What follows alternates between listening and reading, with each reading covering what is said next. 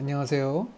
싱가포르 드림교회 8월 장년부 주일학교 소요리 문답 8강 그리스도의 직분과 지위 강의에 앞서서 오늘 먼저 예복습 시간을 갖도록 하겠습니다. 먼저 우리가 6월, 7월 달 살펴봤던 내용들을 나누는데요. 6월은 인간의 타락과 죄 아래의 비참함에 대해서 함께 살펴보았습니다. 하나님께서 세상을 창조하시고 그 가운데 하나님의 형상을 따라 인간을 만들었지만 죄 아래 타락하게 되었고 죄의 비참함 아래에 갇혀있게 되었다라는 내용이었고, 이들을 향한 하나님의 계획이 7월 중보자 그리스도를 통해서 나타났죠. 그 가운데 하나님 일부를 선택하시고 그들과 언약을 맺으시고 언약을 맺으신 대로 그들을 구속하시는 구속자 중보자 그리스도를 우리에게 보내주신다. 그 중보자 그리스도가 누구신가에 관한 내용들을 7월 달에 나누었습니다. 이달 8월의 내용은 그 그리스도께서 오셔서 하신 일, 또 그의 지위가 어떻게 되는가 하는 직분과 지위에 관한 내용을 함께 살펴보도록 하겠습니다. 이 직분과 지위는 23번째 질문부터 28번째까지 진행이 됩니다. 먼저 23번 질문은 그렇다면 그리스도는 어떻게 우리의 구원의 사역을 이루셨는가 라는 질문을 하고, 이에 대해서 그 그리스도께서 가지고 계신 직분, 또 그 직분을 어떤 상황에서 어떤 상태에서 감당하시게 되었는가 하는 그 지위에 대한 내용들을 다루고 있는데요. 그래서 24번째부터 26번째 질문은 그리스도의 삼중직에 관한 내용을 다룹니다. 예수님께서 그리스도로서 가지고 계신 그 직분을 선지자, 제사장, 왕의 삼중직을 통해서 소개하고 있고요. 이 삼중직을 예수님은 어떤 상황에서 어떤 상태에서 감당하시는가 하는 그리스도의 지위에 대해서 27번, 28번째 질문을 통해서 나눕니다. 예수님의 낮아지심과 높아지심 속에서 이 직분을 감당하셨다라고 말씀하고 있죠. 먼저 23번 질문을부터 살펴보도록 하겠습니다. 그리스도께서 우리 구속자로서 무슨 직분을 행하시나요? 이에 대한 대답은 그리스도께서 우리의 구속자로서 선지자와 제사장과 왕의 직분을 행하시되 낮아지시고 높아지신 두 상태에서 하십니다. 예수님의 삼중직과 더불어서 두 가지 예수님의 상태, 예수님의 낮아지심과 높아지심에 관한 부분인데요. 이에 대해서는 성경 구절 5개 성경 구절을 소개합니다. 잠시 멈춰 보시고 이에 대한 성경 구절을 한번 살펴보시기를 바랍니다.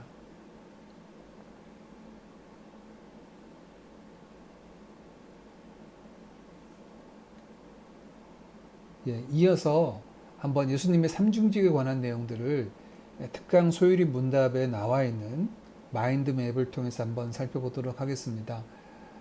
예수님의 삼중직에 대해서 먼저 선지자직에 대해서 23문, 제사장직에 대해서 25문, 왕에 대해서 26문에서 다루고 있습니다. 24문 선지자 직분에 대해서는 우리의 구원을 위한 하나님의 뜻을 그의 말씀과 그의 영을 통해서 우리에게 계시하셨다라고 말씀하고 있고요. 제사장의 직분은 우리를 위하여 단번에 자신을 제물로 드리심으로 하나님의 공의를 만족시키시고 우리를 하나님과 화해시키시며 우리를 위해 끊임없이 간구하고 계신다라고 하는 모습을 통해 예수님의 제사장직을 보여주고 있습니다.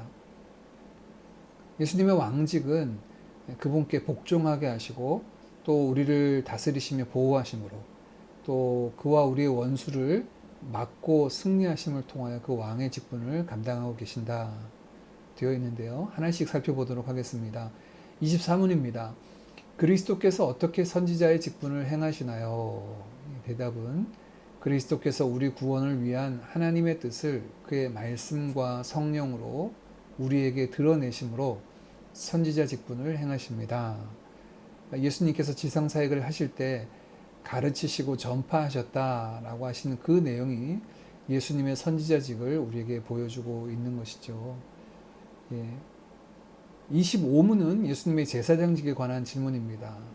그리스도께서 어떻게 제사장직의 직분을 감당하고 계십니까?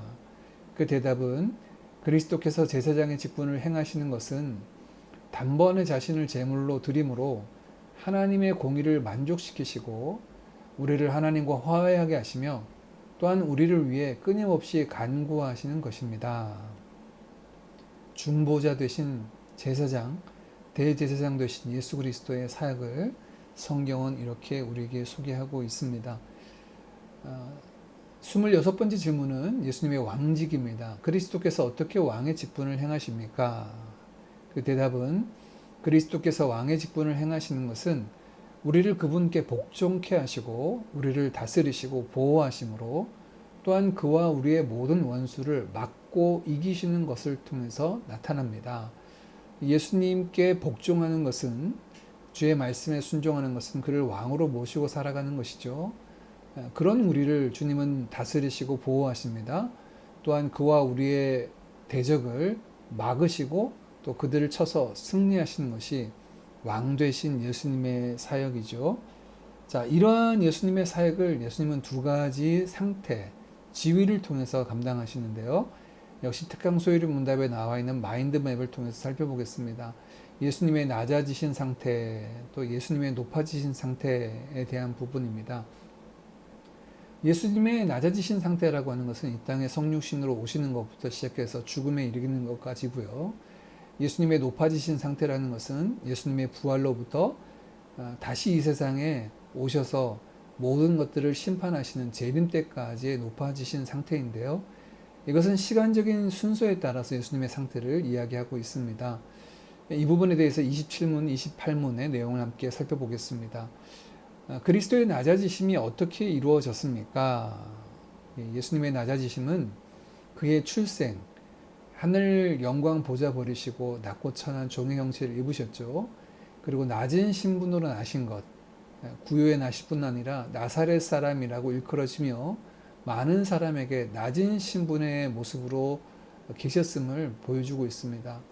또한 율법 아래 복종하시고 이 생에서의 비참함과 하나님의 진노와 십자가에서의 저주의 죽음을 받으시고 장사되어 얼마 동안 죽음의 권세 아래 거하신 것이 예수님이 낮아지신 모습에서 그의 직분을 감당하신 모습이죠. 예수님의 높아지심에 대해서는 어떻게 그것이 이루어졌습니까? 그리스도의 높아지심은 사흘 만에 죽음 가운데서 다시 살아나신 것과 하늘로 올라가신 것과 하나님 아버지의 우편에 앉아 계신 것과 마지막 날에 세상을 심판하러 오시는 것입니다. 이것이 예수님의 높아지신 모습인데, 이러한 예수님에 대한 고백은 우리의 신앙 고백 사도신경에서 분명히 나타나죠. 우리가 매주일 예배 가운데 사도신경으로 우리의 신앙 고백을 드리며 우리가 믿고 고백하는 우리의 구원자 그리스도에 대한 고백이 이와 같음을 고백합니다. 우리 다음 주 본 강의에서 이 내용을 좀 더 자세하게 살펴보도록 하겠습니다. 다음 주에 뵙겠습니다. 감사합니다.